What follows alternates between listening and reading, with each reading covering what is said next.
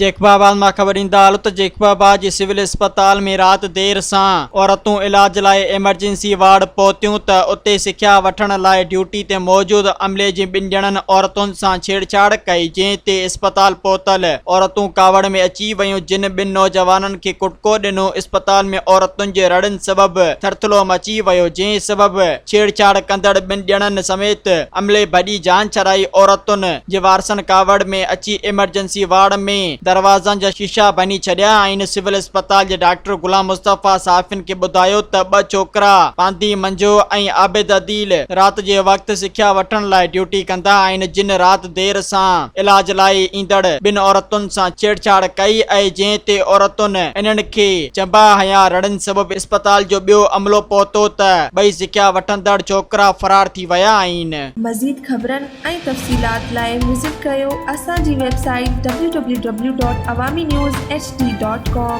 ऐं ॾिसंदा रहो अवामी न्यूज़ HD।